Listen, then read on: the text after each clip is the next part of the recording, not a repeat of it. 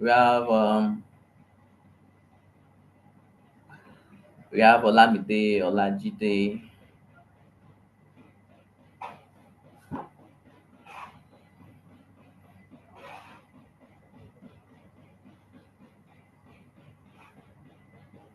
Sorry, permit me to be in goat mode. I'm still at work. Okay, okay, all right.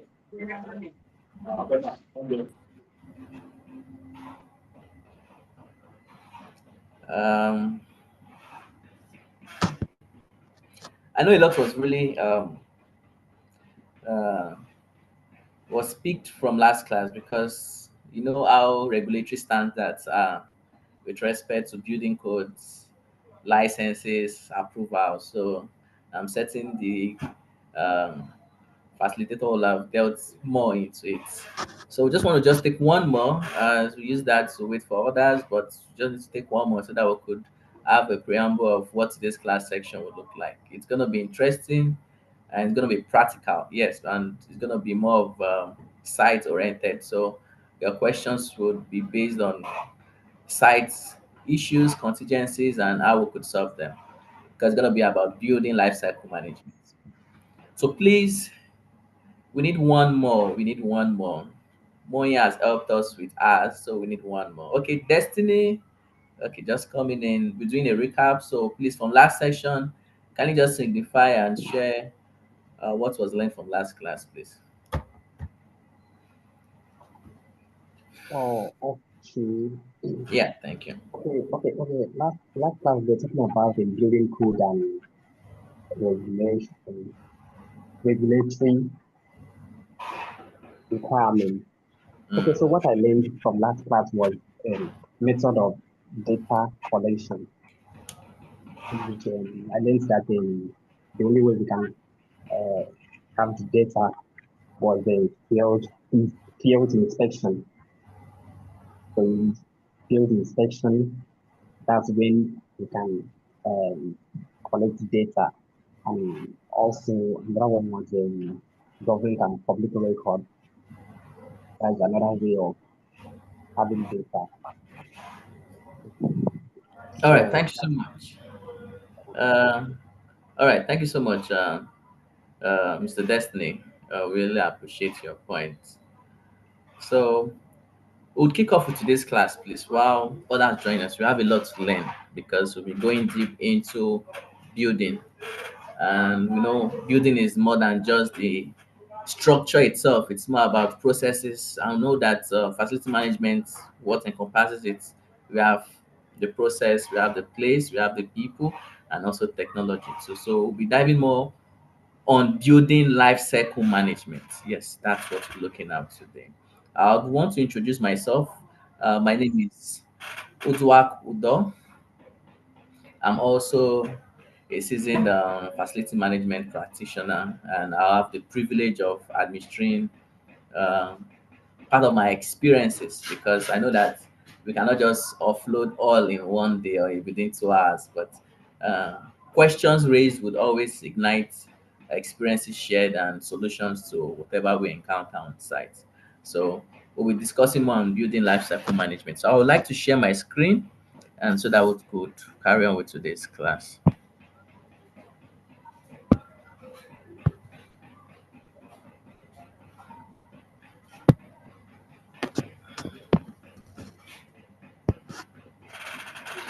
All right. So building lifecycle management, and it entails a lot. It entails more than just the physical structure, but more on what helps the building from startup to completion and disposal, and we getting another one with respect to the assets in them. I know the slides are with you. You could see my profile. I have engineering qualification in industrial maintenance, but also professional in fire safety, QHSC, and also operations too. So, what's building lifecycle management? It's an essential component of facilities management that helps ensure successful operations and maintenance of a building upon completion of a project. It is an effective strategy in every process to ensure that when the project is completed, it is not just completed for use because the end users need them and we need to start generating our revenue from such building. No, it needs to be completed efficiently. It needs to be completed time based and within budget, and also maintaining safety and compliance. A good facilities manager would need to experience more of improving his or her skill in planning, in designing, in building, in construction, in commissioning, and also in disposal. So in every stage of every project. We'll also see some clauses and able to see how they differ in meaning. At times, we could always see them tied in together, like testing and commissioning. We'll be saying what are the difference? Yes, what are the difference between testing and commissioning? We'll be seeing way more than that. So, and most importantly, one clause FM competency is communication. So, how do we communicate with our technicians? How do we communicate with our line managers? How do we communicate with top management, with stakeholders, with clients? How do we communicate even with the end users? It's always good for us to always develop this managerial skill when it comes to facilities management, and we'll see that through the entirety of this course. We'll take a couple of modules. We'll go on 5 minutes break, then we'll continue. And also, there's also an assessment at the end of the module. So, what are the objectives? First, understanding the concept of building lifecycle management. We'll see that. We'll also explain the benefits of building lifecycle management. We'll explain and develop a lifecycle cost plan and also analyze the outcome. There will be calculations in this course module. There will be self-development. There will be research, and um, in aspect of the assignment would have a real-time experience of we having questions and also solutions with respect to we using the formula to solve them. We also understand strategies of operations and maintenance. In every building management system, operations is key. It depends on how strategic we are, how tactical we are, and the level of which we operate our processes in the building, right? And that also is coupled with the fact of maintenance. Maintenance is always key. At times, you see that most buildings they actually dilapidate with a short period of time because of poor maintenance culture. We need to understand the processes of our maintenance strategies we need to put in place. Is it reactive? Is it planned preventive? Is it corrective? We would see different maintenance structure and also process documents for us to track maintenance with respect to our PPM, with respect to our deferred maintenance report sheet. So we also understand the concept of decommissioning and disposal in a building management system. We'll get to understand if a particular asset has been used for a certain period of time. Should I repair? Should I upgrade? Or I should dispose that asset? And even when disposing the asset, it's not about just selling it as scrap, right? But we need to approach it in a more professional way, in a way that will dispose and will also have value in respect to that asset. It's very, very key. And we also need to document that disposal process too. And these are the cost model. We have the life cycle management, the life cycle cost, design, construction, operations, maintenance, the commissioning, and conclusion. Conclusion as per a summary of every module we'll be learning this evening. So we're about to pick up, and we're starting with module one, which is the introduction to building life cycle management. This first part gives us a broader view of every phase in building life cycle management. Yes, it has up to 6 phases and is a cycle because after completing the last stage, there's possibility that this process continues. That's why every system there's always a modifying structure. Yes, because there could be room for modification over time.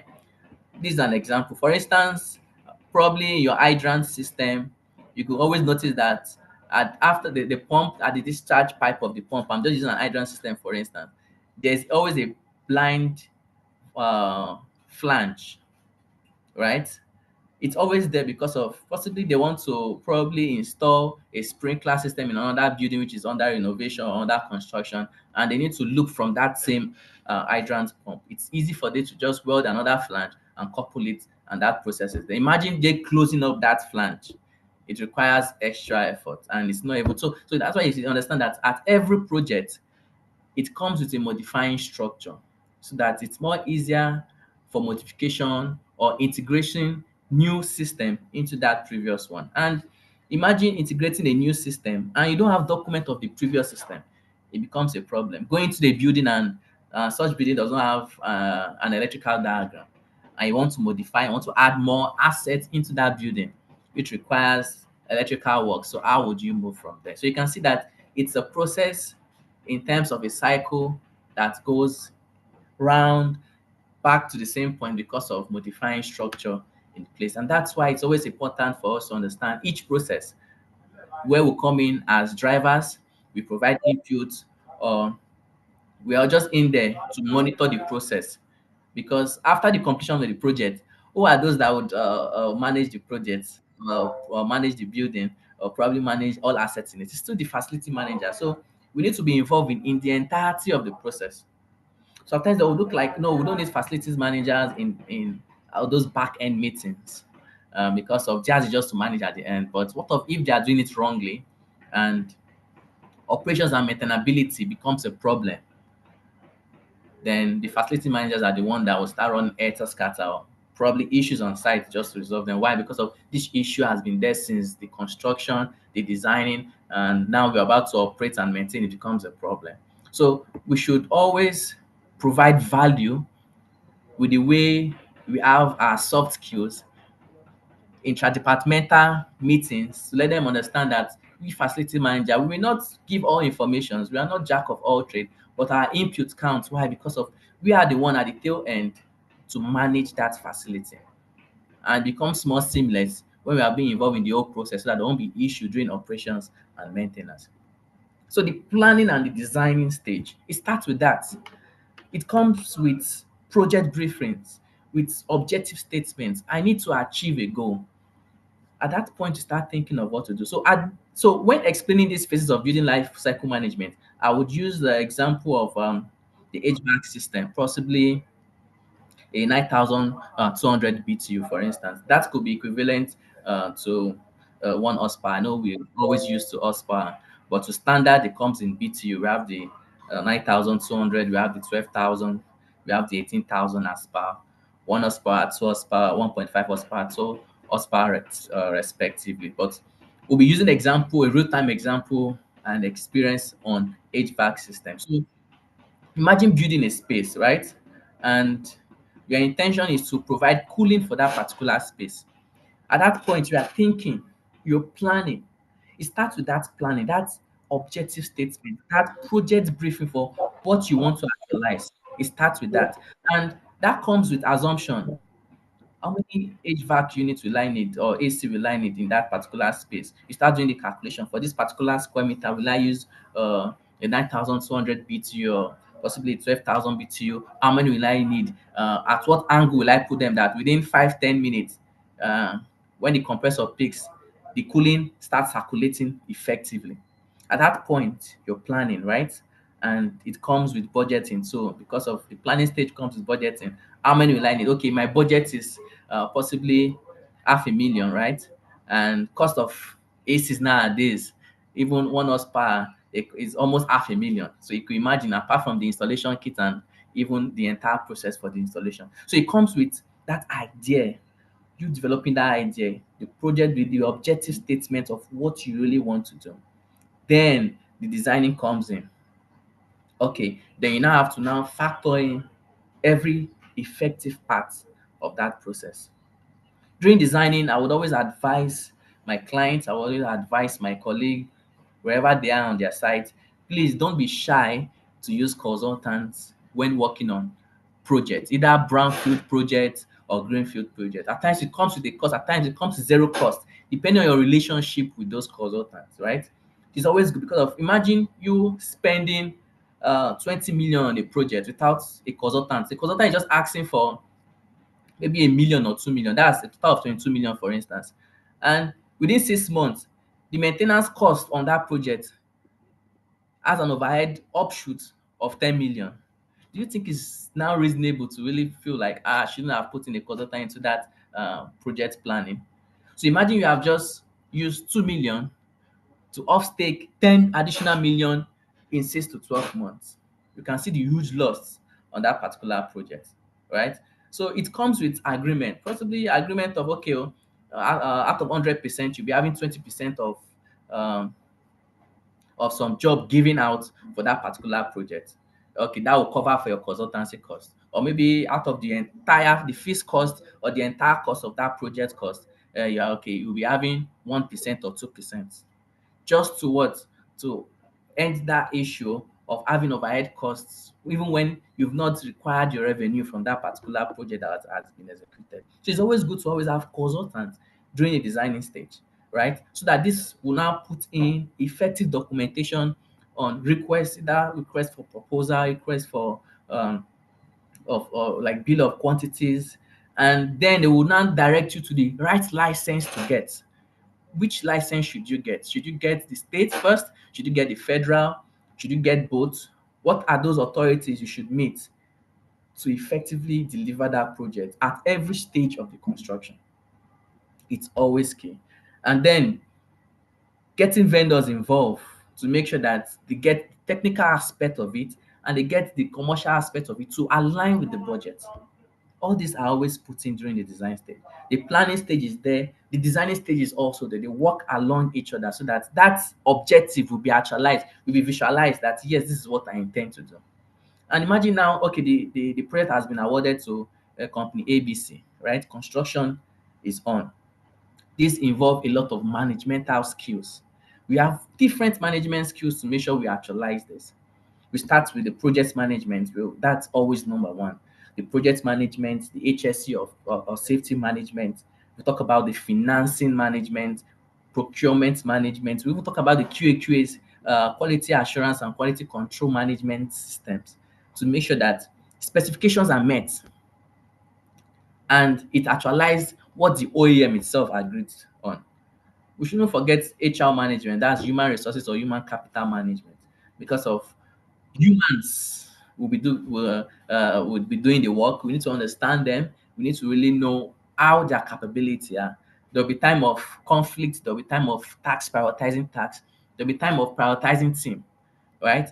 There will be time of prioritizing the time itself as per project milestone. These are all captured in the construction phase. And during the construction phase, I always advise, um, get your process started. It starts from the planning and designing, but the core starts from the construction, because of that's when details will be brought in, and at times some assets will be brought in too. So at that time, you now have to start taking your assets as per registering it into your assets register, so that it will not become bogus at the entire project. And before you now start from floor A to floor Z, it becomes tiring, and with that, it becomes a problem to even have a valid assets register. So at each stage, always have your assets in place, that is your asset register, to always update them as construction is going on. And during construction too, there could be change of management, with change of, possibly they want to install, they've agreed on a 9,200 BTU in a particular space, and all of a sudden they feel that they need to carve out a section for possibly convenient area, right? And that's affected the scope of the job. So all those things need to be documented as per those change, and approval needs to be given by top management to make sure that that system has been actualized. So imagine now that unit has been installed and the vendor is on site, contractors, everyone is there, and we need to make this operational. Now we've gone over to the testing and commissioning. At this stage of the testing and commissioning, just like I said, it's two different things.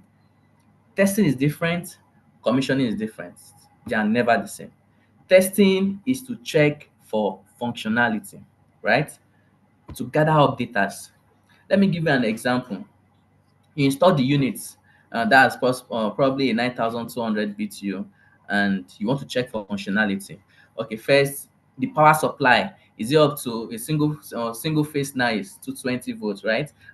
faces 400 volts. So you check, you take your meter, you check, okay, the incoming voltage is fine, and also the way it is installed is okay. All those things you are checking for functionality to make sure that the supply is okay and the unit itself is okay. The continuity test on that same equipment is fine. And all those things you are testing, you're also taking note. Oh, you're taking note of readings actualized from those testing. You're taking note of them and you are recording them down. Yes, you are recording them down. And that is just same with our generator system. So we have plenty data we collect daily from our generator unit. So if you are not taking note of your generator on how it works, the operations, and also those values, those standard values you're supposed to be seeing. Imagine your frequency always at 52 or 55 or 48 or 47. That's a problem because you actually don't know the standard should be 50 amps. You understand? So all those data you collect during testing, powering up the gen, checking that the breaker is okay, for instance, which is the generator unit. But we said, okay, let us use for the HVAC. And you're testing that the indoor unit is fine. You go outdoor, the compressor is okay, continue to test that okay, the compressor is okay, the pressure line is fine. All those tests are checklists for those tests. And you're recording down the value you get for all those tests. That's testing, right? What comes next is commissioning. So commissioning is now to confirm that that unit you've installed is serving the purpose. There are times you install a unit and it's not serving the purpose. It's possible. For instance, a unit could be installed, right? And that unit, uh, in less than probably when it peaks, you see that it's always going off and on. Probably the supply for that line for that unit is bad. It's not serving the purpose. Or you install the unit, it's working fine, but it's not cooling well. You check the gas level and you see that this unit is not cooling well. Or could it be the gas? That is the refrigerant in there. What could be the issue? So when you are checking for functionality, which is testing, now you are making sure that that unit that was installed serve its intended its purpose, what is intended for. That means you've commissioned that unit. That's why at times you see always see pre-commissioning, post-commissioning, just to make sure that what was installed served the exact purpose. That's basically how it works. So when you test when you test, you check for functionality. Is everything could be good, but the way it is installed, does it really serve the purpose? And that's when we'll talk about commissioning to make sure that what was installed is being served and it works well. And then if it does not work well, does not suit the main motive or objective why it was installed, then reasons are raised for us to probably the FM or the top management to see how, or the contractor to see how that unit can be modified in a way that it's fine and okay. And imagine extra cost attached to it just to make sure that that unit serves its intended purpose. So that's why every step in every building life cycle management should be followed through accordingly so that there won't be issues and financial burden along the line. So imagine now this unit has been commissioned well. So we need to regularly find a strategy agreed on the type of assets installed, its purpose, its operational way to operate it well and also maintain it well. We have different operational processes to manage our building life cycle management, especially our building management systems. As facility managers, there are some sites that you have up to 10, 15 process documents to effectively operate and maintain your building management systems. Examples like the deferred maintenance sheet. I know we'll be talking about maintenance thereafter, but the deferred maintenance sheet is all about issues on site, issue arising that are yet to be attended to. We'll talk about backlogs of maintenance issue. There should be records for that so that and prioritize as per the criticality, right? How severe it is, so that over time you could always date back, send reminder mails to make sure that those issues are resolved accordingly. We have our daily, our weekly, and monthly report to effectively operate our systems. That's our buildings. We have incident reports when there are issues. How do we undergo critical steps to make sure that that issues is resolved well? I don't know if we use incident reports on our side, but it's always very important, especially when you're dealing with a second or third party. They need to vividly see what is the issue. Why are we releasing these funds for this particular issue? Why is it that critical? Why is it high? So all those things are things that you send in your report. What are the root cause? What was the issue? What was the step you took to undergo that, so that that issue, either temporary or permanent, was resolved.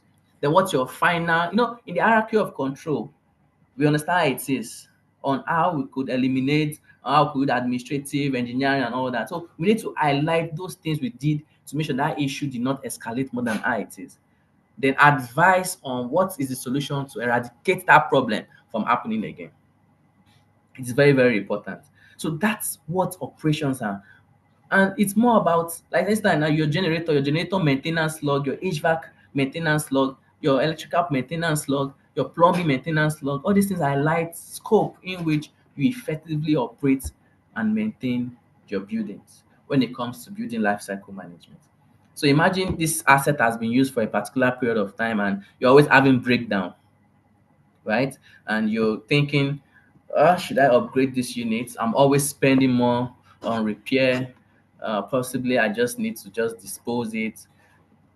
So it's always good for us to understand that as per number of years we've gotten the asset, uh, number of revenue generated from that asset, cost of maintenance since day one on that asset, and cost of renewal. All these things needs to be considered if an asset needs to be continuously renovated or upgraded, or possibly it's just best I dispose this asset and get a new one.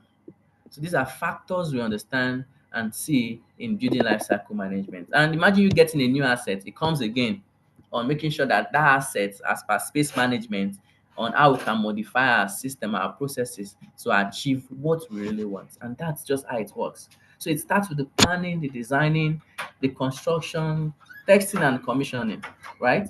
Operations and maintenance management. Then with time, should I upgrade?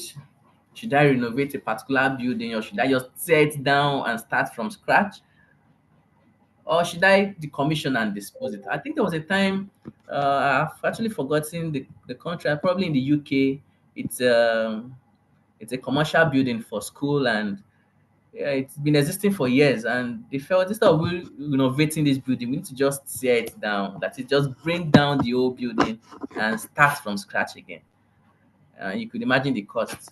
So it's always best to even start from scratch than keep on renovating, renovating, and renovating. You know that even to renovate and do maintenance is more expensive over time than getting a new asset. But you need to consider factors which you'll be looking at thereafter on either should I dispose, should I upgrade, probably just start all over again with respect to the building assets. So that's just the phases of building life cycle management. And I'm certain that if we follow this due step, we would surely get the very best out of it. So we're going it proper and trying to understand what building life cycle management is. So building life cycle management refers to the process of managing a building's entire project life cycle. That is from its initial planning and designing to its operations, maintenance, decommissioning, and replacement. A building life cycle consists of two parts. That is the construction and also the operations. Within the construction part, we have all the disciplines that contribute to the actual construction of the facility, including the planning, designing, detailed design, and there in the entire project. But upon completion, then we enter into the operating state phase of the facility. The goal from the construction phase is to have all informed information packaged in one place for a clean and effective handover. So here is just explaining more about how building lifecycle management is essential from right from the designing stage to the completion stage. How it's always good for us to always have data, especially live data. What was taken over time, we need to always record them. Our generator running hours over time, we need to always record them.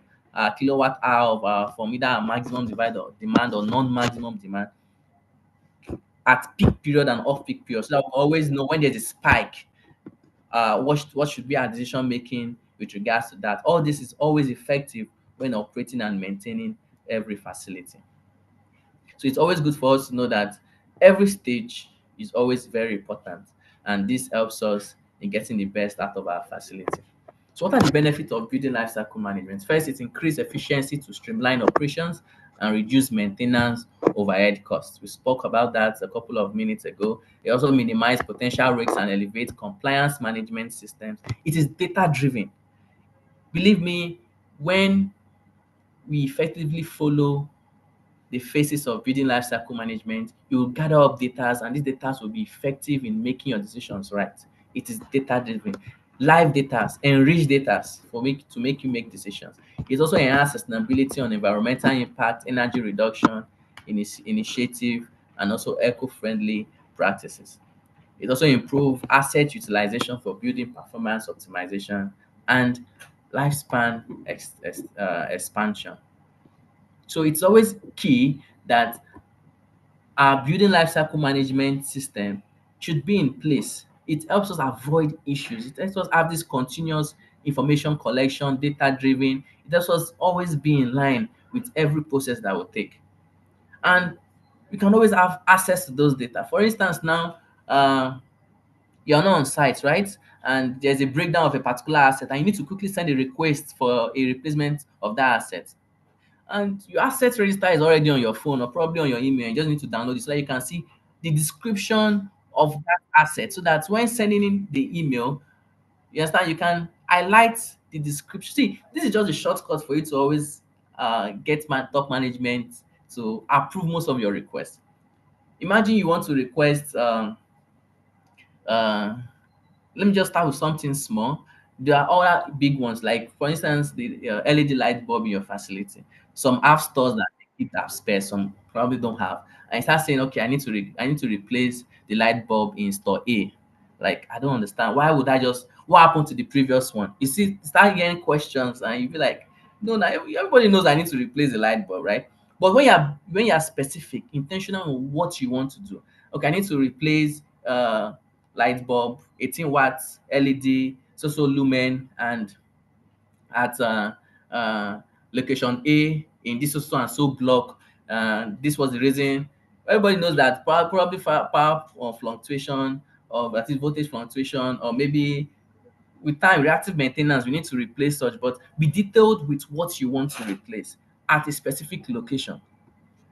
So I don't look like, you've always been replacing this light bulb in this look. Is it only this location? What is really happening in that location? So we need to itemize and highlight those critical information for it to be accessible to them. We don't want to speak in jargons because it's our field, then we start, but it's direct them to a point that yes, this needs to be replaced. What are the consequences for us to replace that asset? What are the issues? So if there should be a backlog, this will be the problem. So it's always good for us to understand that when we are fully into a building life cycle management process, right, it gives us data for us to actualize what we really want. And these data can be backdated and also updated, right? So imagine you having an asset register on your phone and you need to make a request on a particular asset. So it's just you getting details of the description of that asset, so and so location, and this is the model number, and you need to. It becomes more easier for them to know that yes, you really know what you are doing. That's just so. So in turn, approvals are quicker and can be immediately documented in a digital process, probably on the cloud or online. So it's always good for us to always stay informed, have data, record those data down, and this would help us more effective as facilities managers, regardless of our clients or our sites which we operate. So these are the business concepts of life cycle planning. We have 5 business concepts as per the product, as per the asset, the project, customer life cycle, and also change. This is as per the need of that particular building we're working with. Products, we've always heard of product managers, products uh, assessor and all that. So it comes with the design. This particular product I'm giving, managing, what is the idea behind it? So with respect to building products lifecycle management, it comes with the design, with the production, with the marketing. As facilities manager, we are not just uh, on site to make sure that everything works well. We are more like an enabler. We are more like a businessmen and women. We are more like a sustainability manager, and we are more like uh, business growth personnel. We want that business to grow. So it's more about just operation and maintenance. It's more about building such business up, right? So we need to be business oriented. Yes, we need to be business oriented, and I'm always having this point to always share some skills facilities managers needs to have. There's like soft skills.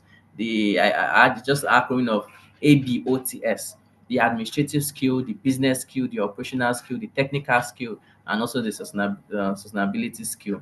Right? Not everyone could be technical, but when you ask the right questions, when you work closely with your technicians, when you do your own market survey, when you check descriptions on assets, then you could be able to understand and get more on how you could be technically inclined to. So just like the product lifecycle management, it comes with a strategic step in respect to designing, in production, with marketing, and also having a customer feedback. So what of as part the asset? Asset is more of acquisition, right? After acquiring that asset, you operate the asset, you maintain the asset, you dispose the asset, right? But then you can now acquire another one and on an upgraded level. So that's how it works, and that's the mindset we should have on these strategic steps to take. In projects, some of us could be aggressed with aspect of the stages of project management, which comes with the initiation, the planning, the execution, the monitoring, and also the closure. So yeah, just giving a preamble of what we need to take, what we need to do, and how we need to implement each steps accordingly with respect to having a life cycle plan, having this business concept. And customer service too is it's always top notch, right? Say it's customer centric, right? So what's your client relationship? We need to have that client relationship. How do we interact with our clients? Our communication skill. How do we create awareness? How do we retain our customers? And when there are escalations, there are always escalations on site.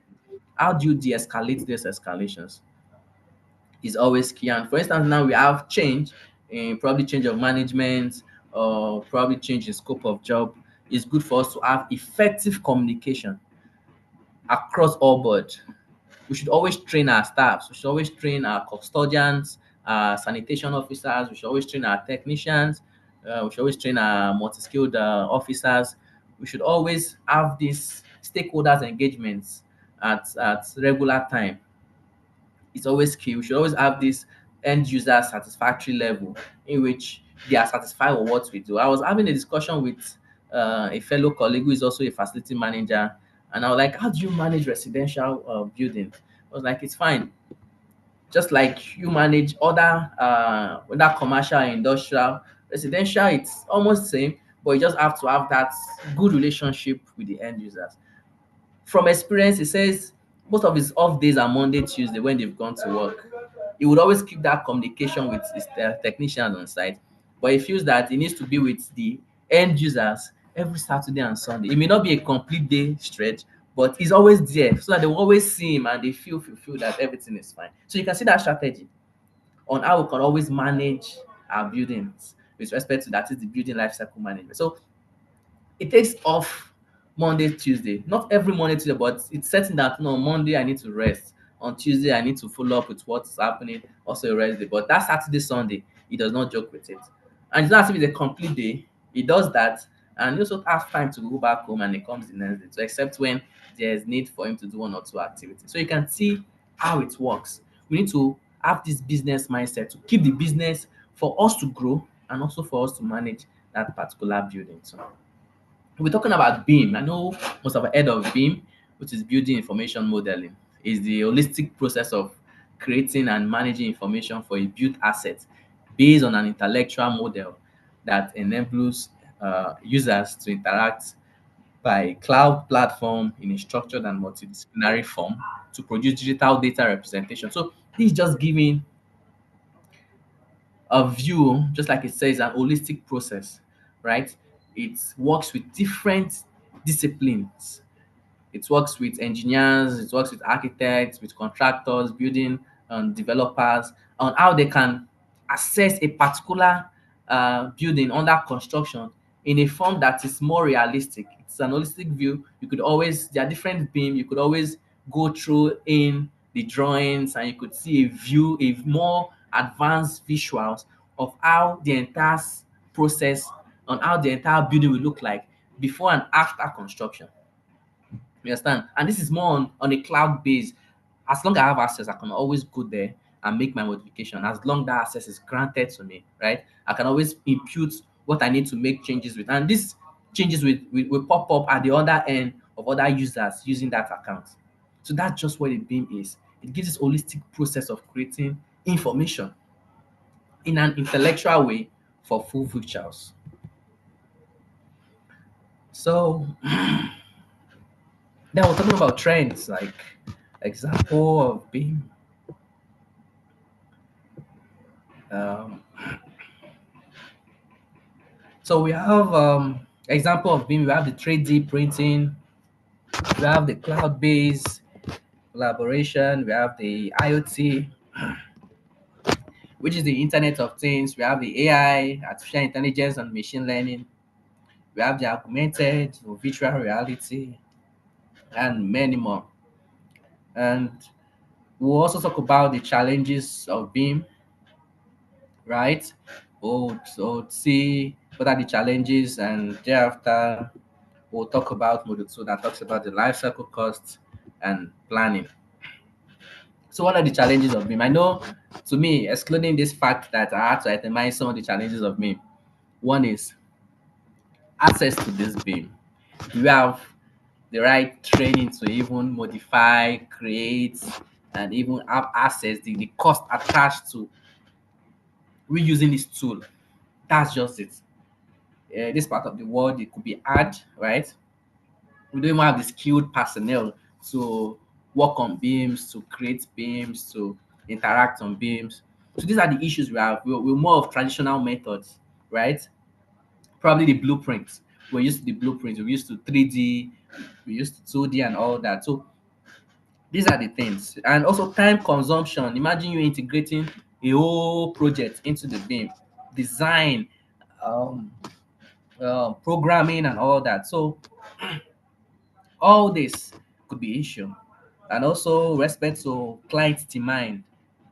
Imagine having almost like to spend up to 4 to 5 million on just beam drawing, just drawing, and the client will be like, no, no, no, I don't want. Let's just get into it. So these are the challenges we face when it comes to beam. But it has been helpful, and we're also getting the best out of it. So, and that's why some short courses initiative that Mr. Paul Eberami is activating is training on BIM, on building information modeling, on how we could have short courses on knowing how to work on beams. Yes, and this training is something that with time will be useful for us in our various organizations. So now module two, life cycle cost and planning. But before we continue, we'll go on a 5 minute break, please. And this is 5:54, so we'll be back by 5:59. Then we'll start fully by 6 p.m. Please.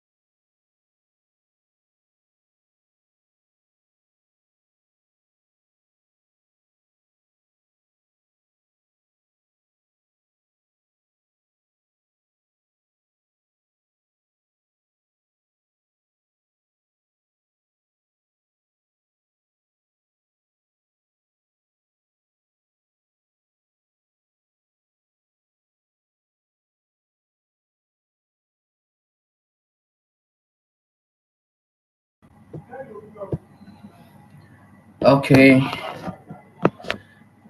yeah, evening all. So I'll be sharing my screen. So by 6, we would continue module 2, life cycle costing.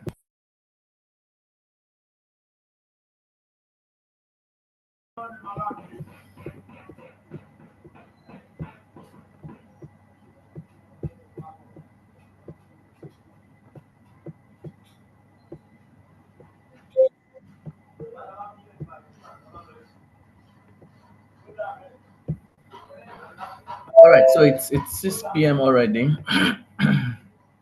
and so please, should you have any question, just take notes. Just take note of your question. We would entertain enough questions after the class, please. Um, so, life cycle costs and planning. Yeah, so we need to understand what life cycle cost is. It's also referred to the whole life costing. So it's not about just having an asset on your site. I just want to just buy an asset and put. You need to factor in every costing. Most times, purchasing, installation, maintenance, and disposal costs. So dispose an asset. For instance, you need to sell down an asset. Probably um, use, for instance, we use the example of an hydrant system. So the pump, and you need to decommission that pump. There's a cost for uh, removing every part of that pump, right? Yes, it does not go in all like that. They could remove all and put them into a wooden box. That cost to decommission that system comes with it. So it's not about just getting or purchasing an asset, but you need to think of the whole life costing of that asset. Cost of purchasing, cost of installation, cost of operating, cost of maintenance, cost of disposing that asset. And that's what the life cycle cost is all about. So the life cycle costing or whole life costing is the process of estimating how much money you will spend on an asset over the course of its useful life. Whole life costing that covers the asset cost from time you purchase it to the time you will get rid of it. So note that you're not just buying an asset at an outright cost, right?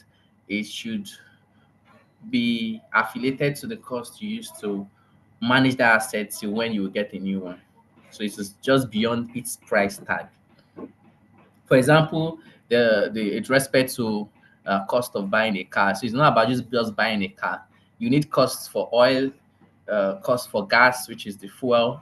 You need cost for the PMS, so if it's diesel, the um, AGO and all that. You need cost to maintain, and now to service probably V4 or V5 or V6 NU, the cost for that on a quarterly basis, depending on and also cost to always wash the vehicle every week or every 2 days or 3 days, depending on where we stay. It's always muddy, especially now that it's a rainy season. So you need to always factor in, and that's what it entails. So we need to factor in cost to buy, cost to use, cost to maintain, and all these costs are always important over time whenever you use those assets. So that's what life cycle cost is all about. The whole life cycle cost of that asset for you to make sure that you benefit from that asset. And that's why it's always important. So the life cycle cost principles, first, it recognizes that the facility development project begins at the pre-planning stage and is completed when the asset is sold or the site returns to its original condition. Also examine the full cost of each project's component across the life of a project rather than just choose the cheapest option. At times, when you're sending requests and you need to replace a light bulb, there are light bulb AKT of 20,000. There's one Acumen of maybe 7.5. And like, it's not light bulb. Let's just replace it, I beg. Yeah, because you can understand how it is. But you need to just understand that it's not about just replacing an asset because of is the cheapest option, right? At times, higher cost could lead to reduced ongoing operational overhead costs and maintenance. Yes, and that's why it's always key for us to balance. There are sometimes you could use cheap um, material for some areas, something that is not that will not cause life or issues with respect to people's health and safety.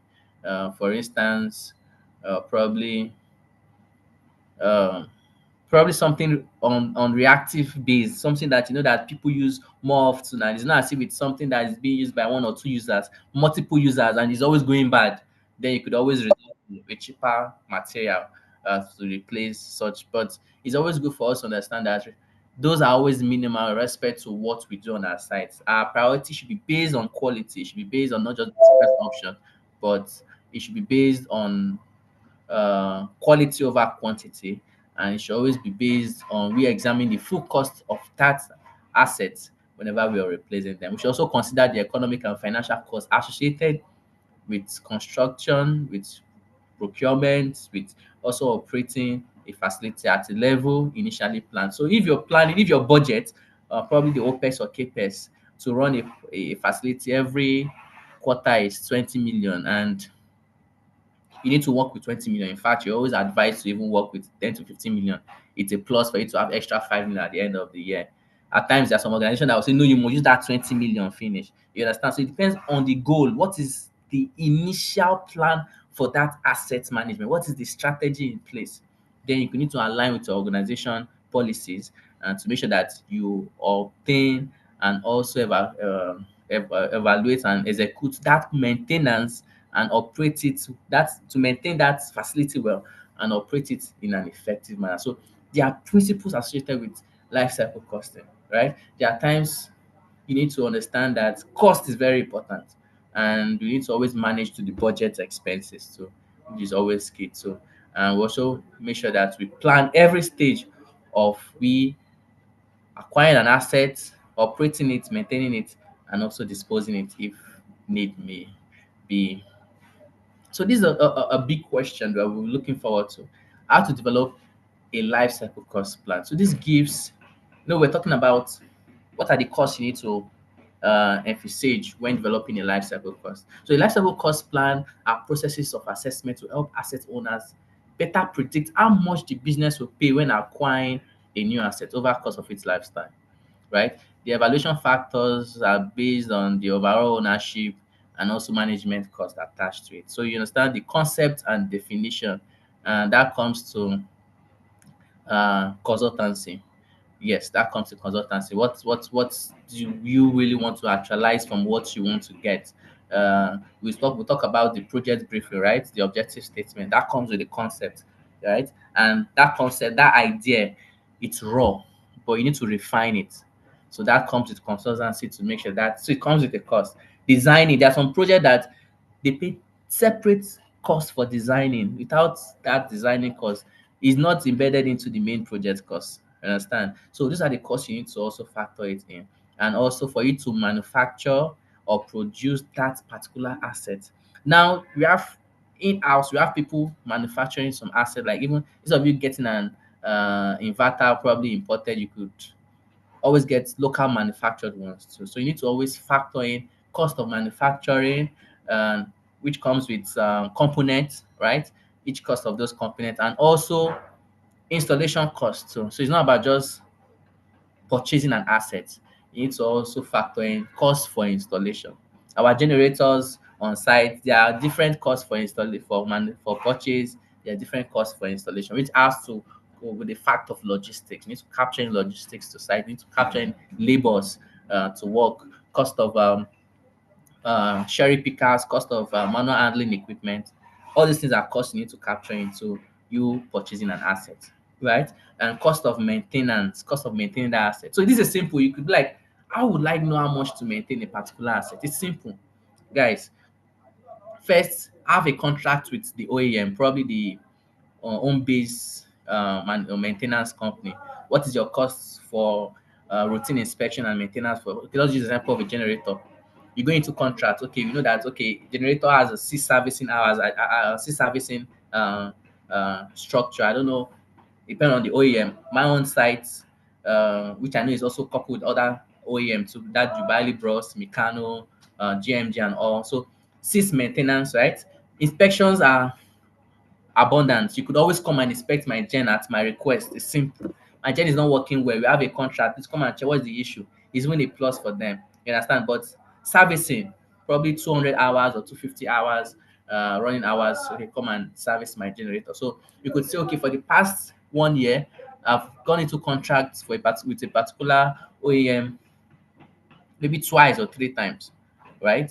And for a servicing contract. So you've gotten that. What of parts replacement? So you don't need to just request, please, these are your spares. What are the spares of the generator? All components. What is the cost to buy new ones? What are the ones that are regularly changed? Is it the fan belt? Is it the alternator belt? Is it the batteries?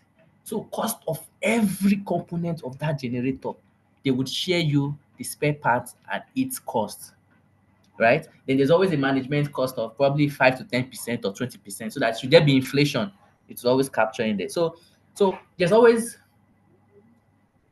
a point in which even for that month, you could not even, if you plan that okay, I'm to spend 100,000 for maintenance, you could even just even spend up to 20,000 as long you kind of facility manager that is proactive on site, so understand how the gen works. This sound I'm hearing is strange to me. This oil, the oil is not supposed to leak from here, or the fuel, all those kind of things. You need to be active on site. That will reduce maintenance costs. You understand? And your budget has is almost 10 million, for instance. I'm just saying 10 million. And based on you having cost of spare parts of a complete generator system, that would help you know the maintenance cost. So you need to factor that in. Probably you could put three batteries, probably 90 amps. You could just 12 volts, 90 ah, and all that. So, or how many would you use for a year? So, all these are things you need to know on how to develop a maintenance budget of that particular asset. So, first, contract for that particular asset, right? That contract for it. You could say, okay, oh, probably two or three times this contract will be renewed or validated. Then cost for each of those generator component, that asset. For instance, I'm using generator, that asset, all the cost to buy. If they say, okay, I need to couple this generator, what are the parts? What are the cost of those parts? Then which part will I frequently be changing? Probably three times in a year or two times in a year. When you get all those costs, that's what you use to get your maintenance costs. Then you can now have administrative percentage of maybe 10, 50%. Should there be inflation or possibly change of management, and the new one is saying, okay, oh, I can't work with this. So you can know that you're on a safe margin to always maintain that particular asset.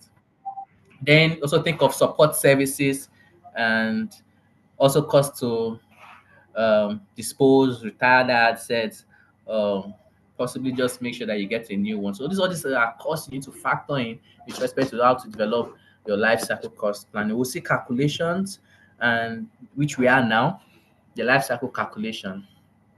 It says the life cycle calculation, which is equals to life LCC is equals to initial cost plus present value of all recurring costs minus present value of residual costs. And so these are the, I actually have to break it down so that you understand what these terms are and where it entails, where it has to fix itself. So we have the initial cost. It covers the purchase, the installations, and commissioning cost of that. So that's what the initial cost is.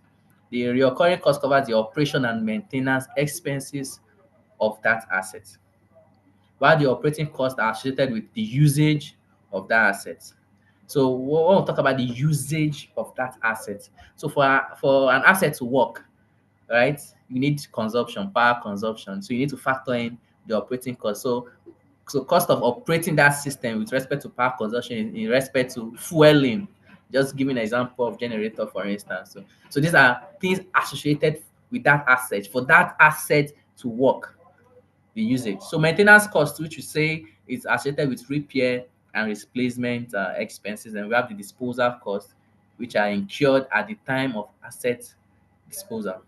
The residual cost represent the asset value at the end of its useful life. So if I'm to dispose this asset, yes, I'll always get the returns on it.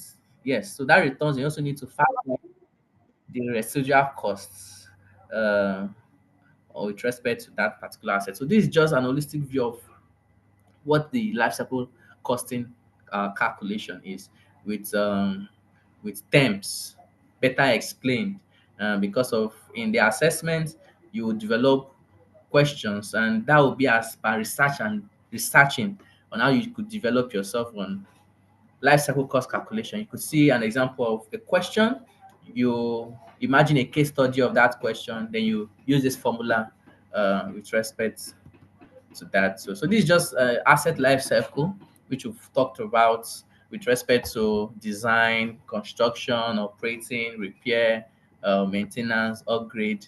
You could have upgraded a system for so many time and you feel it needs to be retired. So we should understand that the asset life cycle is very, very important.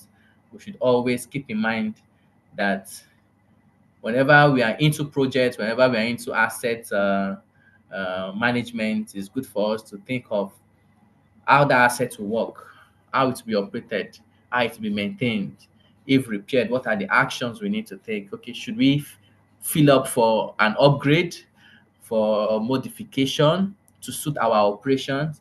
And with time, we feel okay, this asset, the cost of maintenance is becoming too much, and there's a newer version of it, a newer model, and we need to retire it and get a new one. So what should we do? So we should always think outside the box. We should always think outside the box and be proactive as facilities manager with respect to how we manage our assets on site. And the life cycle cost analysis just shows a cycle of the initial cost, the service cost, the PP, the preventive maintenance cost, the operating cost, the disposal cost. It's just a cycle analysis of what it entails with respect to costing of an asset when you initially got the assets, servicing that asset, maintaining that asset, operating that asset, which we explain in that formula. It's just we showing a cycle of everything again. So it's always good for us to be proactive with any asset we bring on site. It's very, very good. So steps in life cycle cost analysis. First, we need to establish objective.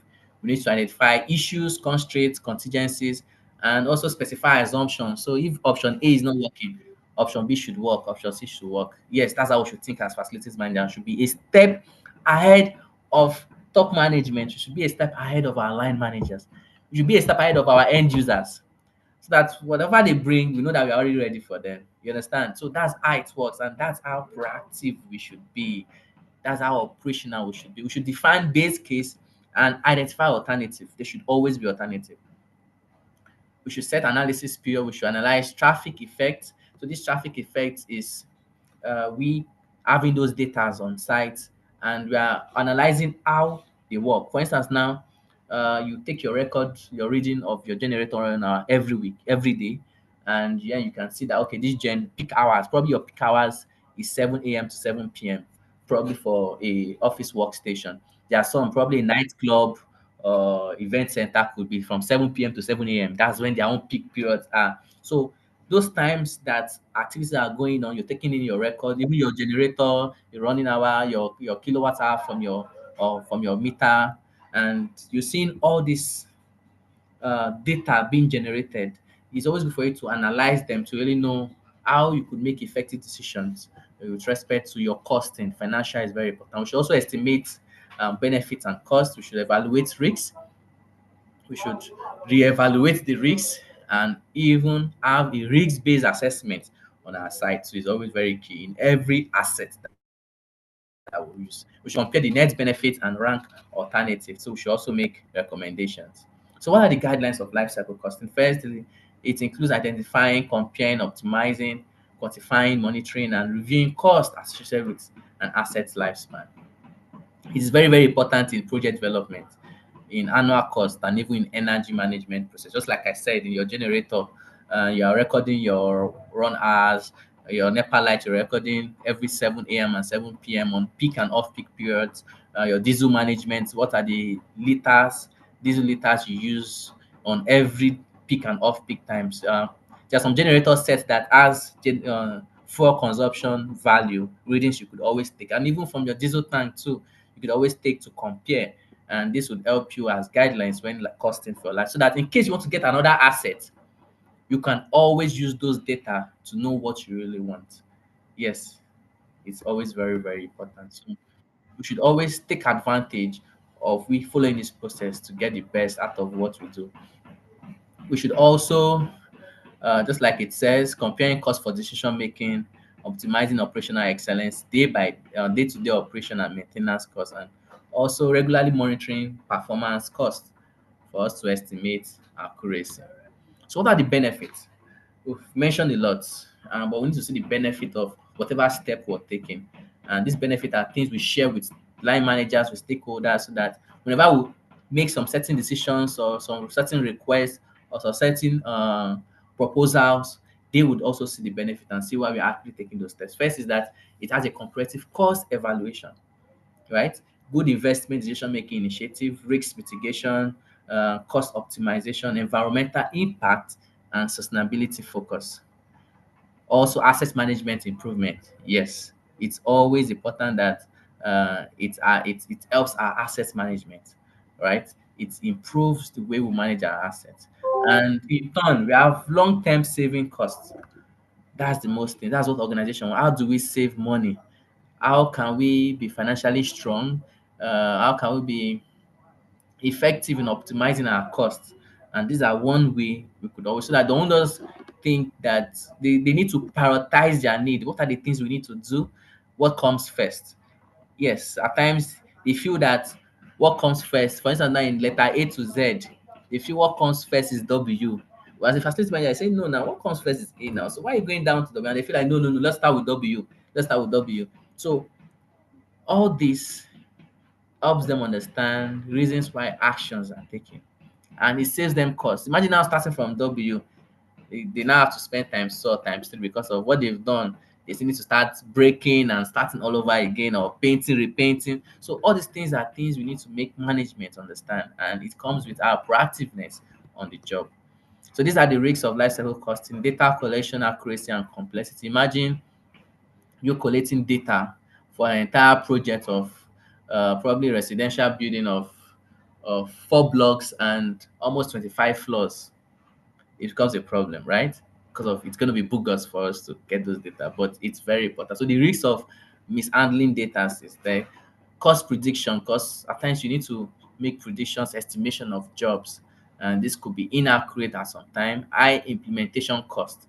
It is subjected to cost assumptions. You need to keep assuming because it is time based, and not everything, there's always at times you see some bill and you see miscellaneous costs. You be like, this miscellaneous cost is always coming from where? So we always have those miscellaneous costs, but now I think it's hard me seeing those miscellaneous costs on some BOQ nowadays. I actually don't see those miscellaneous. So but some bills are always subjected to some assumed costs, so that that project would serve its purpose, it will be executed well, and construction there won't be issues. So that's just the risks attached to it based on added costs. Just like we talked about administrative, probably administrative costs in maintenance budgeting, right? So all those costs added to it are always based on an assumption.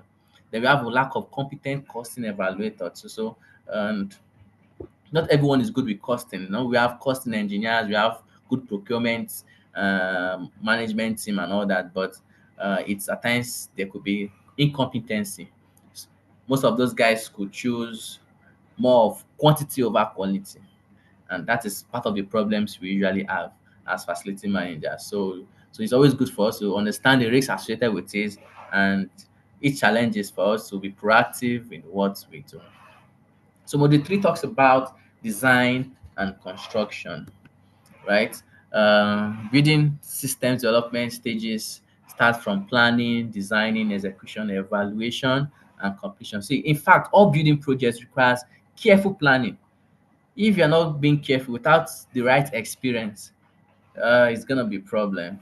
I think recently today they said a building, I don't know where, I knew I was reading it, and they said that building under construction collapsed. Under construction collapsed. I think it was like a 2 or 3 story building. I can't remember, but I knew that news was today.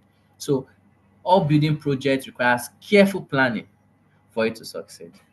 It's important to find solutions to the right resources, equipment, timeline, budget, and risks associated with the development, building life cycle. So, as facilities managers, we should be enabler of the process. We should provide inputs. We should act as drivers to stakeholders' demand, right? And as per end users, we should provide a satisfactory level for them.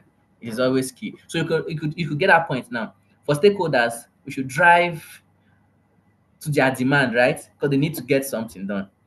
But yet, we should also balance it with end users' satisfactory level. And that's why we facilities managers are there to balance that aspect of that communication gap. to make sure that it's breached and it's well effective.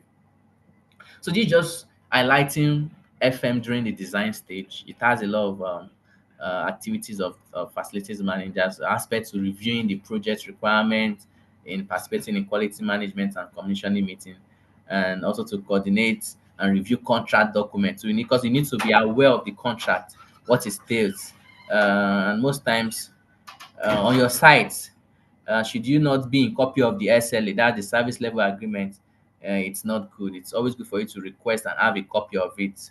Yes, so that you're able to understand the scope and so that you won't be overworking yourself, even if you need to provide added value to the building, to the company, and to the project. Yet you need to also know what your takes are and your deliverables are. Is very, very important. And this is always key too in all aspects of industry in which you are. So you should always have a copy of the SLA. You should always be detailed, and you should always have a good standing with both parties, both the client and also the contractors too. So we should always have a good plan with respect to constructions that are going on in our facility. We should always document them. This is one thing that sets facilities managers different from any other skill trade with respect to professionals across the industry. Documentation. You could be up and running without documenting your work is zero over zero. In fact, no matter anything you want to divide by, as long there's a zero beneath it, is zero. So it's always good, please, for us to always document our work. That shows that yes, we're really active in what we do. Please let us always document our work. It's very, very important as facilities managers. And that documentation comes in different phases of every job scope we find ourselves. It's always key for us to do that. So which is always good for us to review equipment warranties. We talked about OEM, we talked about having contracts with them. So when these contracts are given, it's always good for us to review them so that whenever there are issues on site, whenever there is flag lists after project completion or backlogs over time, we always cover them out. So during construction, FM makes sure that everything is well coordinated because that is the art of actualizing that building. So everything needs to be operational, everything needs to be prepared for a good job completion, handover, operation and maintenance, and thereafter probably dispose or probably renovate for a more better one. So but as long we've documented those processes, it's very, very key. And this also continues to with FM during post-construction stage, talking about FM services, the several levels, service level agreement. All these things are always during the after construction stage, because of then we can now know exactly have a broader view of how the building will operate, how we could maintain it, and also how we could always develop a good building management system for occupancy and also for supervision too. So these are some document FMs they need to have on site. We need to have the list of vendors for that construction or project, their contact list, agreement, the estate, the landlord, the subscribers. We need to have financial data, cost of every, that's the BOQ, every invoice submitted. We need to have a copy of them. Yes, utility bills, organization charts, even equipment listing, maintenance records. That's the PPM. We should always have a copy of that. That's most parts of FM documentation we need to have on our site is always key. And now we'll up to operations and maintenance management. We'll be thorough with this part because this makes, in fact, this is what is lacking in most organizations today. Strategic operations and planned preventive or predictive maintenance management system. So as facilities managers, we should be up with the way we operate and maintain our facilities. Yes, we should be up with that. We should uh, have procedures step by step to make sure that we effectively operate our facilities well. We should always be active on site. So whenever there's more like SOPs in place, SOPs related to vendors management, SOPs related to or maintenance management, SOPs related to our communication part. If there are issues, what are our communication parts? So all these things are things that helps us maintain our building well, that help us operate it well, and is in good standing with both the employees and also the managers. So it is very, very key for us to know that. So why is it very important? It's establish essential informations in one place, right? It improves training, it speed up onboarding, it sets standards for protocol and quality, it works to prevent equipment failure, it lowers operation and maintenance costs, and also improve productivity, efficiency, and also helps workers stay ahead of workflow. Yes, it's always key. And in these strategies, there are stages of input, activities that happens, and what comes out of it. If you look thorough into this, you could see that the inputs, operation and maintenance procedures, right? Training material, that is things you put in place to make sure that the system works, the process works. So what are the activities? First, you conduct operations and maintenance plan review. You establish and maintain all operational maintenance procedures. You provide user support. You collect system to operational data. It's just giving a comprehensive view of when you put in something that needs to work, the process begins, and its results is what we're after, right? And that's why we have the output, which gives system performance reports, the operational logs, the maintenance log, the updated operational maintenance procedure, even defects, changes, upgrades. So it gives a comprehensive view of how operational maintenance procedures work, right? You put in, just like you saying, you implement a process, right?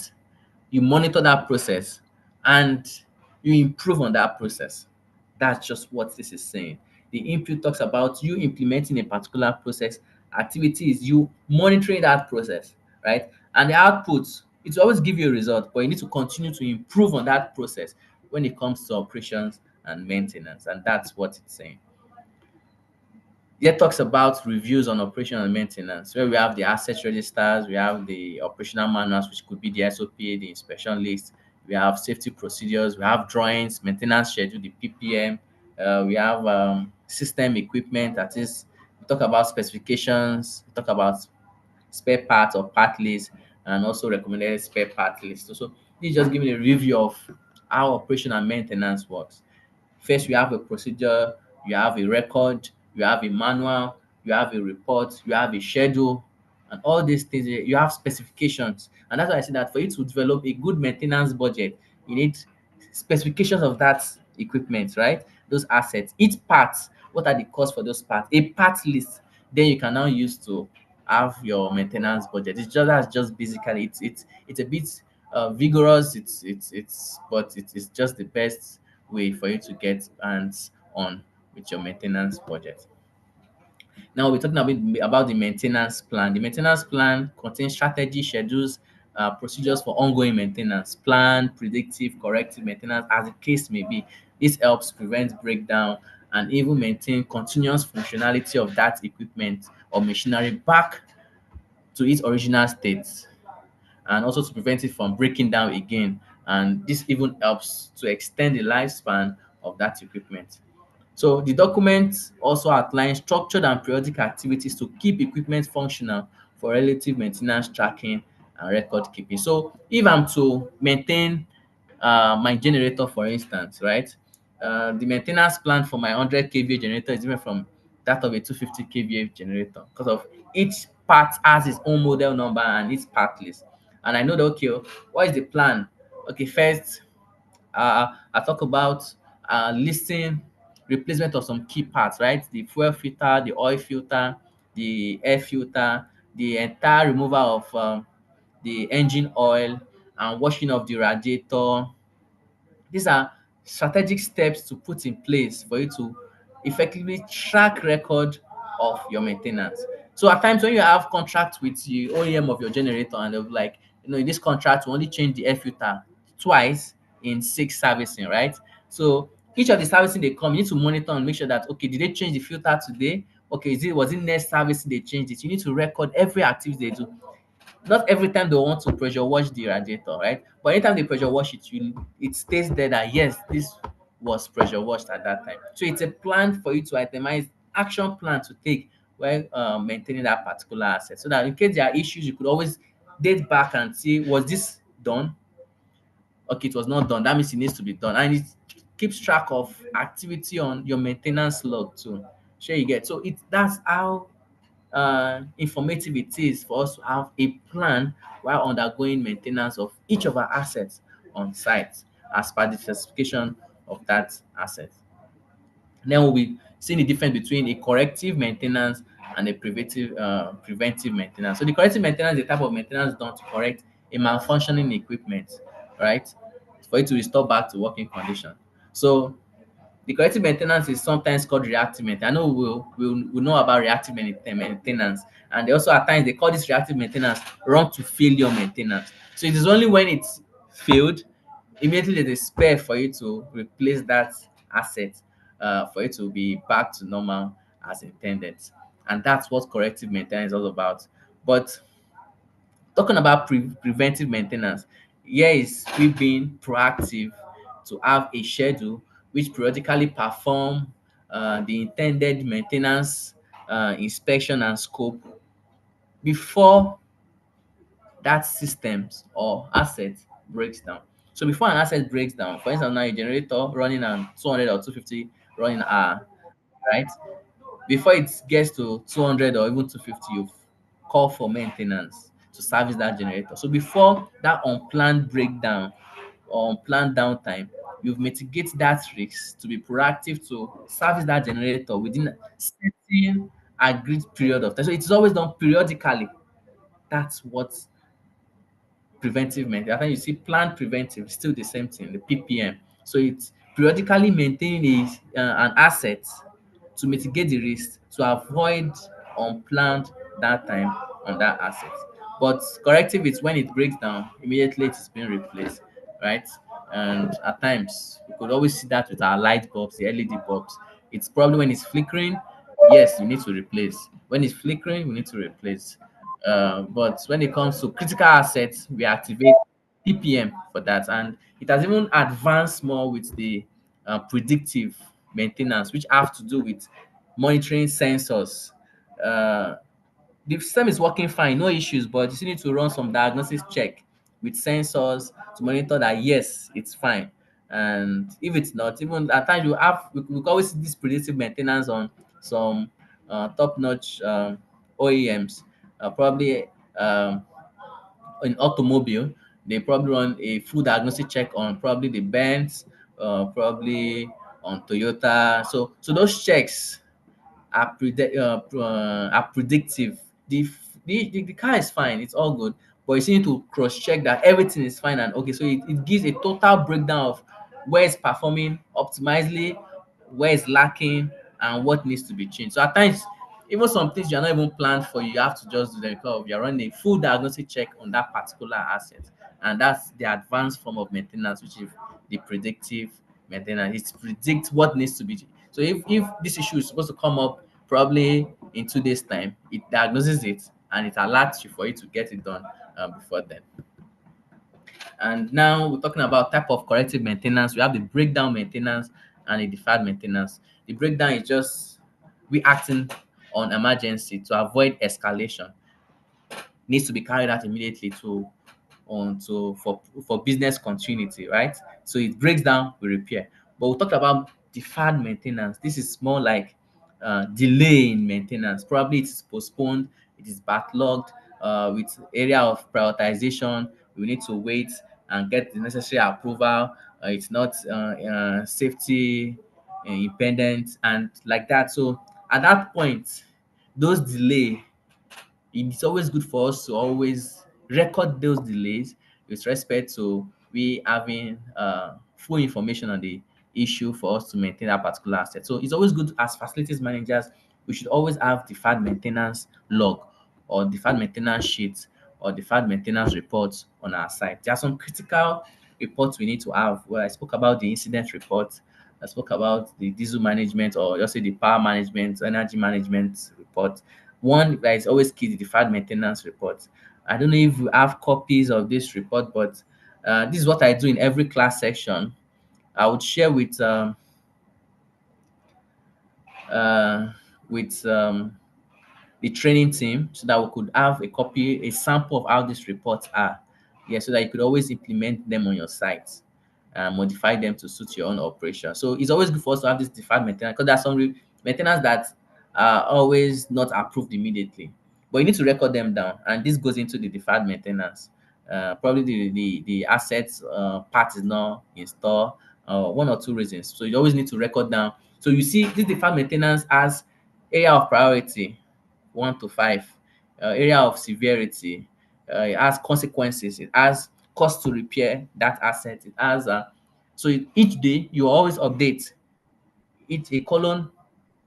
Is it pending, pending, pending, ongoing, done, done, like that? So any issue on site, any issue, even just a light bulb, you put it there, and this light bulb, it tracks record of every maintenance on site. Every maintenance on site is always there. And that's why it's always good for us to be very proactive in our maintenance so that it will be cost effective while we run our facility, and can also help us with budgeting so that we know, okay, how much did I spend on plumbing, how much did I spend on electrical, how much did I spend on generator, how much did I spend on my diesel, how much did I spend on my NEPA. So all these things on power from the grid. So all these things are things you record down so that you could always make good decision, and you of course have a good budgeting system too. So maintenance plan, this document needs to include troubleshooting instructions, maintenance task description, identification of spare parts, storage equipment, maintenance schedule, inspection schedule, warranty information, and also safety procedures too.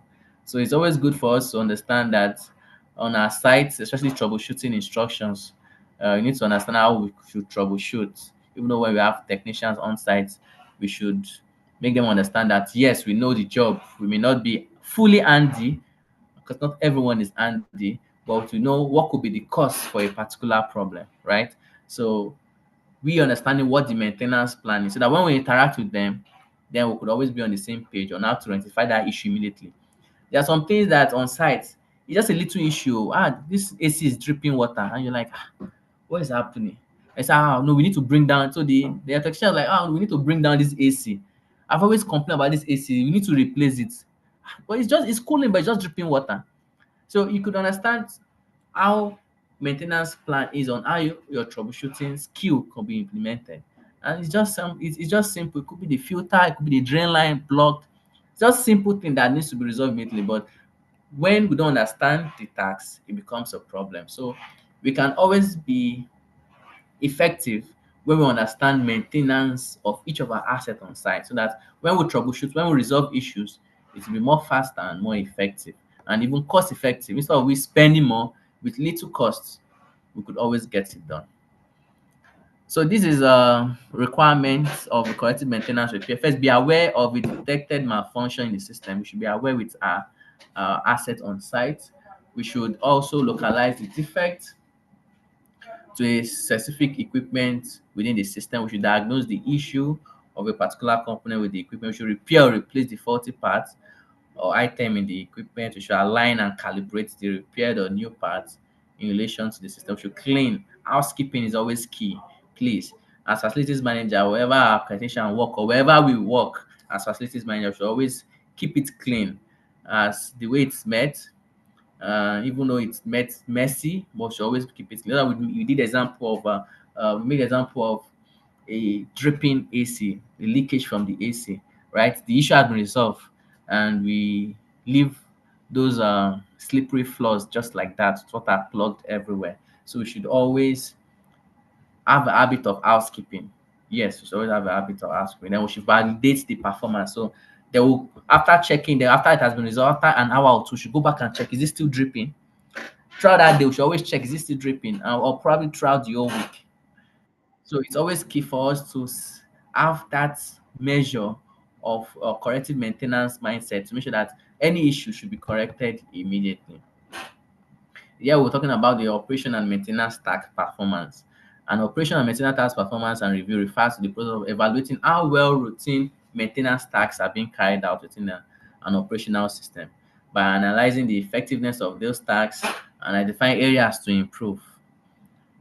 how we can always have minimum downtime and also maintain overall system efficiency too. So we should always involve monitoring performance metrics. We should always try to see how we can always improve a system, monitor the system, improve the lifespan of that asset, and also see how we can identify potential risks when it comes to maintenance. So now we'll be talking about the last module, which is the commissioning and disposal. Yes, then we're able to see when should an asset be repaired, should it be upgraded, or it should be disposed. We should always have an assessment of every equipment. I don't know if you've talked about facility conditioning assessment, right? It's more like we having an asset conditioning assessment. So the facility, it's which covers the building, which covers the asset, having that condition of that assessment. So it involves a thorough evaluation of an asset current state by performing visual checks, functional tests, performance measurements, maintenance review, safety protocol, signs of wear and tear, and potential failure status too, so that we're able to understand the condition of that asset. It's always very important so that we'll get the picture of what that asset, like get the current state of that asset. But we should not forget to we should also get a picture, a snapshot of that asset. Yes, we should always have a snapshot of that asset to its location. So and that is always covered. So this is just giving us a review of with respect to the reports, asset identification, the general equipment information of that assessment, visual inspection, functional assessment, performance. So we've talked about all this and also photograph evidence too. So this is just giving us a comprehensive view of how that assessment should look like. So now we're talking about an asset. Should it be repaired or replaced? So this is just giving us a broader view of cost benefit analysis. If an asset should be repaired or replaced. So if it should be repaired, that means the cost, it has a lower capital cost, a higher maintenance cost, a quicker return of traffic. That is, this asset is important for us to be in use immediately, then it's just best for us to repair. That's when it talks about the quicker return uh, of traffic. And also with respect to the higher risks of resulting in another unplanned shutdown in the future too. So we should always think of an asset with respect to should it be repaired or it should be replaced? And we'll see some key things we'll look forward to if an asset should be repaired or replaced, which is here it says age of asset, severity of the issue, availability of spare parts, future needs, environmental impact. So these are things you need to consider if you need to repair or replace an asset. This asset has been in use for almost 20 years. So I think it's best for me to repair or I think it's best for me to replace. So the issue is just something that we could quickly resolve and it won't come up again. Uh, the environmental impact probably it could be um, a diesel generator. It could be something that uh, has probably engine faults and the smokes, the black smoke is everywhere. So all these things are things we need to always consider when it comes to repair and replace. And that's why we have this chart with respect to a bar chart, block bar chart, just a one column of repair cost and equipment age. So if the higher the repair cost and with respect to the equipment age, then I could be considered that asset to be repaired. But and the aspect of the cost is way higher to repair and also the equipment age too is way high too, then I think I just need for me to replace that asset. Keeping in mind these five factors on either these assets in question needs to be replaced or it needs to be repaired. Then we can now understand what it is. So the cost of repair is significantly less than the cost of replacement, especially if the asset is relatively new or old value, then I can repair, right? So if the assets, right, holds value, right, and the cost of repair is a bit low. If I bought the asset for 10 million and I'm repairing for probably just 5,000 or 150,000 and it's a bit new, then I can choose to repair. But imagine now the cost of repair is high and even the item is outdated and the issue is consistent over time, like it keeps happening, then I think it's just best for us to replace that asset. However, replacement under review by either management or the need for, yes, there's a better model, and for us to replace that asset is what we look for. So it's always key for us to act like that, please. It's always key for us to have this mindset to understand an asset life cycle cost in aspects of, if during disposal I need to replace this asset, or during maintenance or during upgrade, okay, this asset needs to be repaired. That mindset is something we need to always work forward to. And this gives stage of disposing an asset. First, the asset information or site information. We should always have full information of that asset. That is, which we talked about, the specification, the model number, the serial number, the location of the asset, and the block of the asset, the pictorial view of the asset, the current value of that asset. But asset was purchased 20 million 5 years ago. As of now, is it still 20 million, or is like 30 to 35 million? So all these are informations we need to get about that asset. Then the plan is not about just decommissioning an asset or to sell it off. We need to plan, we need to gather data for that asset. We need to go through the process of um license to decommission an asset. Is it hazardous to the environment? What are the procedures for you to follow for you to properly dispose? There was a time I worked on a project and there's some asbestos that needs to be decommissioned. It needs to be pulled out from the roof at the American embassy some years ago. They had to make sure that they monitor those assets. The guys that working on those asbestos, they had to gear themselves up with some PPEs that have to cover that they are working with radiation, right? They have to monitor that those assets, those asbestos were removed, packaged well in black nylon, tied, and also it has a different van wherein the driver and passenger seats is a meter of about 1 meter to where they store it at the back of the van. So you could see those process just to be compliant with safety and also with uh, federal laws. So all these things are things we need to document with respect to retiring an asset, and also stages of decommissioning an asset. That is, okay, when I start breaking them down, decommissioning, removing this part and doing this. This asset, is it recyclable or is just we disposing it? What are the costs attached to the asset? How much are we selling it off? What has it generated for us over the years? So all these things are things we need to consider while retiring an asset. So but the stage just gives a conclusion of a summary of the entirety of this entire course program. Okay, it's a bit bogus, but it is informative. It gives us a broader view and a comprehensive aspect of building management systems as part of with life cycle. So talk about the building lifecycle management. It's a comprehensive system to manage building operations, maintenance, performance, optimization, and cost analysis and sustainability strategy. We talk about the lifecycle costing. We talked about that formula with respect to operational cost, the initial cost, the recurring cost. It's an effective way to evaluate the total cost of ownership of that building or asset, right? Factoring cost of purchase to cost of disposal, which has operational cost in it, which has initial cost on every aspect of that cost. So that we won't be carried away with just getting an asset, but we'll be more involved with manage that asset, the entire whole life of that asset. Then we'll talk about operations and maintenance, right? We talk about corrective maintenance, which could be run to failure, which could also be with respect to um, reactive. We talked about plant preventive and the PPM. It's always important that we understand what those maintenance strategies are. It's always good for us to adopt the PPM.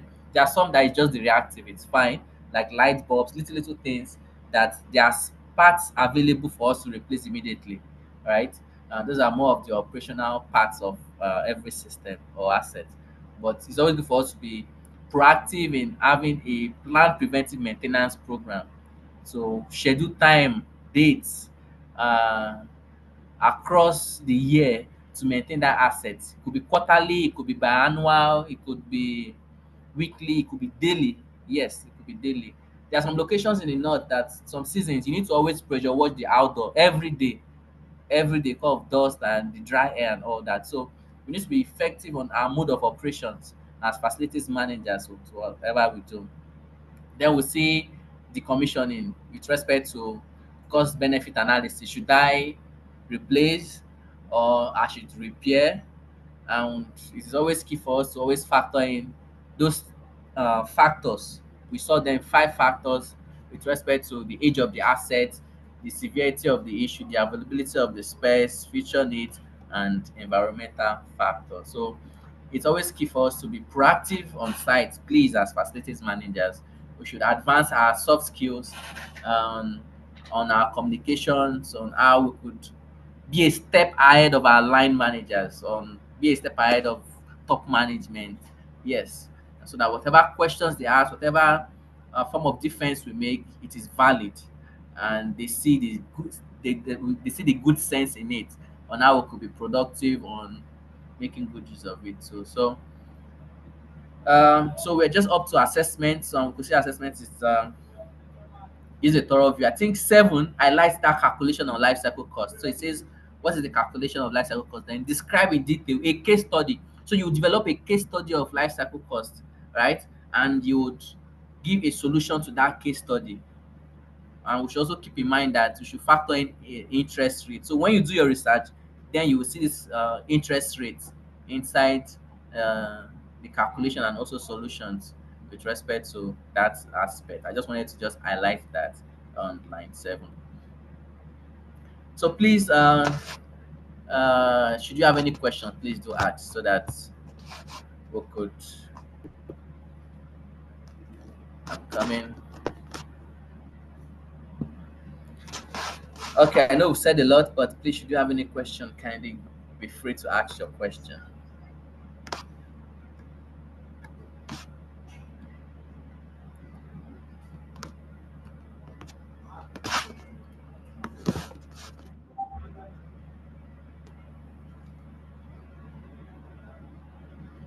You have any question?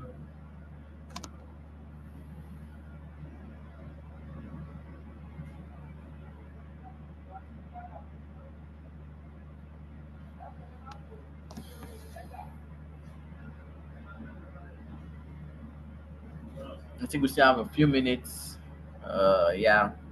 So I would really appreciate if we ask our questions a bit. Um, it's a lengthy one, but it's good. It's a business class. Let me put it that way. I always refer to the FMMC program as a business class. So it's always good for us to be open with our questions. We'll look at it together, and I'm sure we have professionals here to reason alongside on solutions on site. So, with respect to building life cycle management, our maintenance plan on sites, on projects, each phases, assets, dilapidation and disposal. Please feel free to ask your question.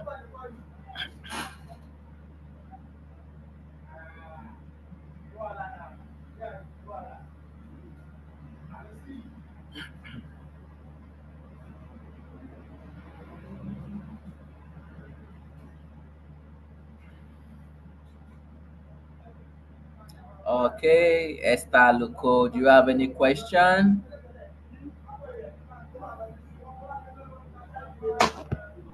No question. It was a well delivered lecture, and thank you very much for it. Thank you. All right, all right, all right. Thanks so much, ma'am. I think Moi helped us with the recap for last section. Moi, do you have any question, please? Yeah, good evening. Actually, I don't have any question. Your explanation was very, very detailed, and the notes too was very detailed and well. Um, so I understood all perfectly. Okay, all right. Thank you. Sorry, I'm a bit um, uh, based on the slides. I just needed to just brush through, but I had to make sure that I explained the slides well, so that when going through it, you could always grab uh, every aspect of it. So I may probably be fast in my presentation, but I make sure that I try to put in illustrations and examples too. So please, should you have any question, just It's kindly signified, and we'll treat it together.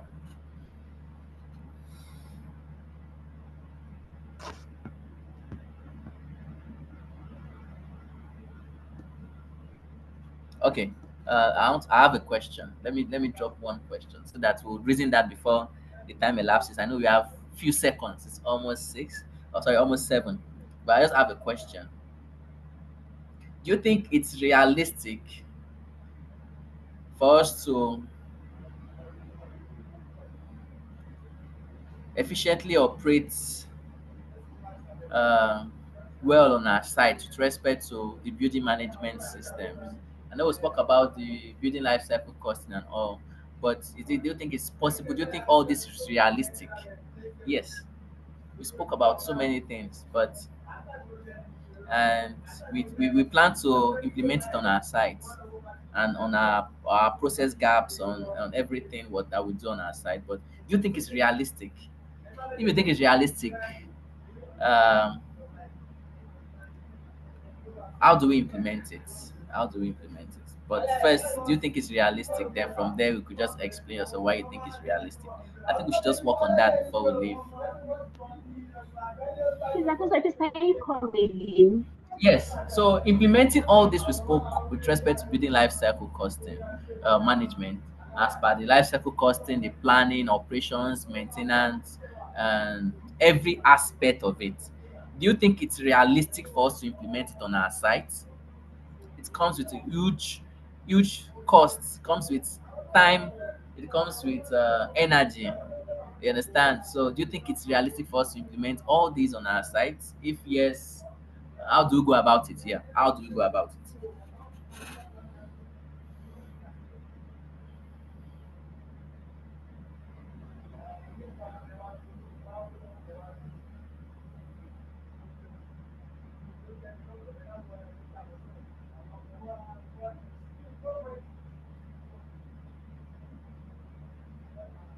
Okay, so Adiola Oladejo, please. Okay, yes, I want to thank you for the class.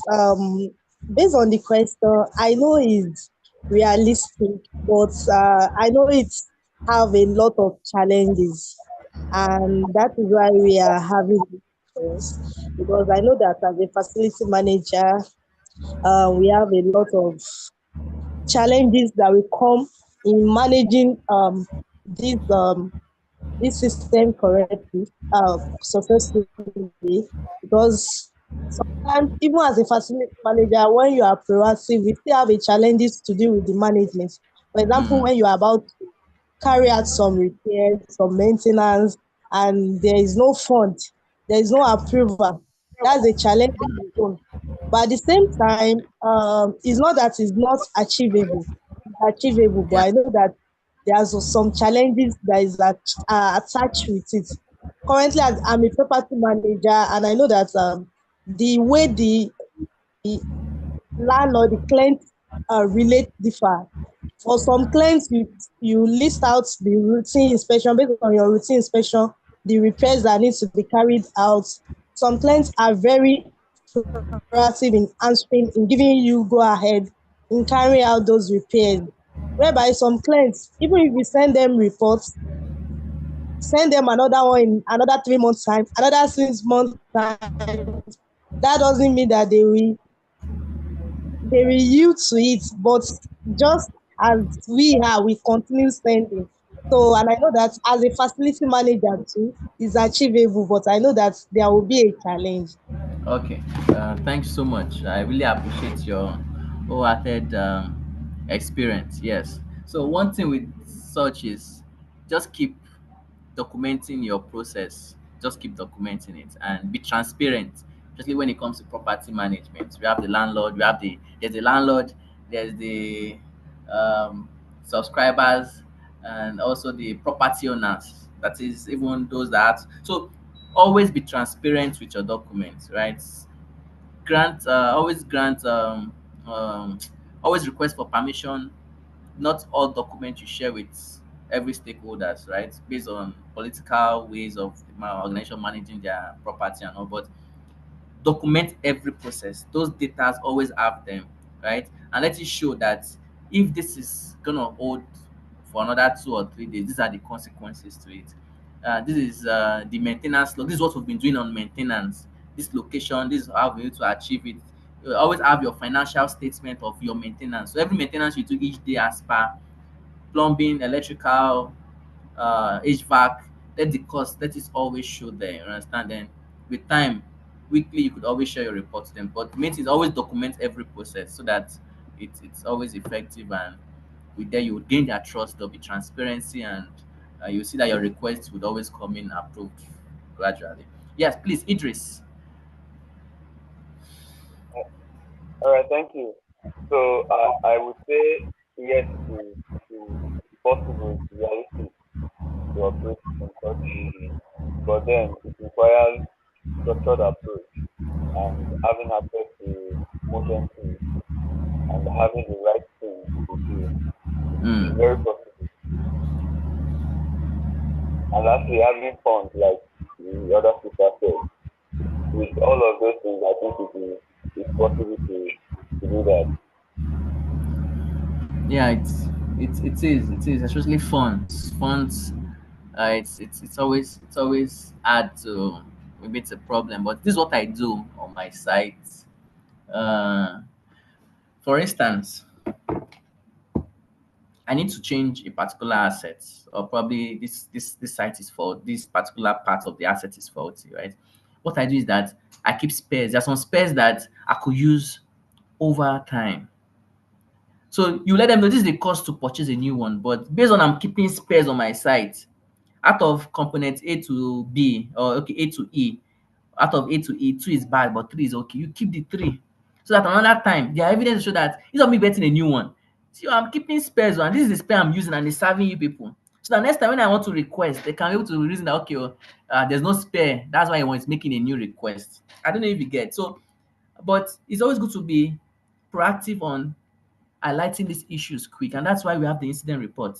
The incident report, I'll share all these documents. It shows the issues, what's the root cause, what's the step you took to mitigate that problem so that it will not escalate.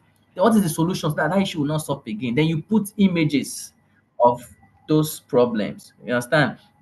When you're sending your report, it aspects that funds could drag, but they know that there's a report for it. It's not by uh mail body. No, it's not practice. It's not professional for FM to work with referring to the body of the email. No, there should be document for it so that this document could be shared. Something precise so that when they go through it, they would understand, yes, this issue is critical, right? So when you work with maintenance, work with your technicians on site, let them know uh, it's not because you are replacing a light bulb because it's flickering, then that bulb is bad. It could be the choke or it could be the bulb itself.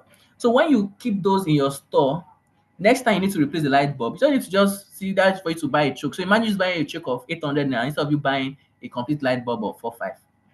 There are evidence that shows that you change this light bulb at the cost of 800. This is the reason, because I just have to change choke. I have others in my stock or probably in the store. So you know, these guys are actually saving cost for me. So that when I come with huge cost and I put reasons for they to approve such demand or such request, and the consequences, the issue, what is the solution we're deriving from it, how will it serve us? All these things are things we need to highlight so that they'll see the importance of those. And on subsequent requests, you'll see that it's always keep coming. So always let them know we're actually saving costs for you guys, and even with the cost to benefit ratio, we are trying to make sure that we optimize every operations on site. And these are the steps I'm taking to make sure that that works. You see that with time, the acts become softened, and requests with time, we know that everyone are different, but with time they'll always consider our request to be approved, especially when it comes to financial.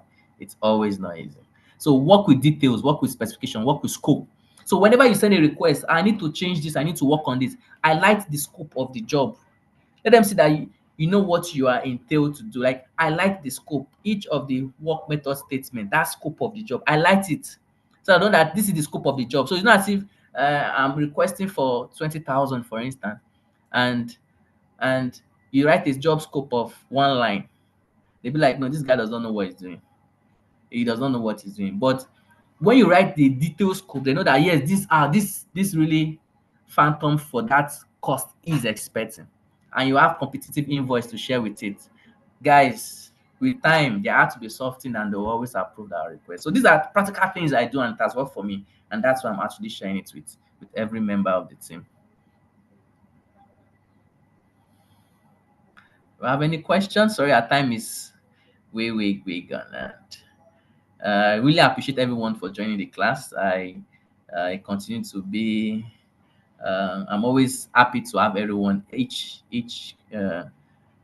time I have the privilege of handling each classes, to share my process document, to share my experience, and to also share experiences on solutions that have worked for me and is not new to any other facility. Just we modifying the process because of operations differ. And I really appreciate it. I remain Udwa Kudo, and hope to see you guys probably someday, but we could always connect on LinkedIn or any FM conference, probably the GM meeting and all that. So thank you so much, and it's really a blessed time having you guys in this class model. Thank you. Thank you so much for the class. Thank you, Mr. Aldo. Thank you. Your class was really informative. Thank you. Thank you, sir. All right, man. Thank Thank you you so very much. Mr. Odok. Yeah. Yes. All right. Do have a blessed evening, and hope you guys reach home safely too. I know most of Thank us are you, close sir. to work. Also, don't forget to share the document you said you're going, the material you said you're going to share with us.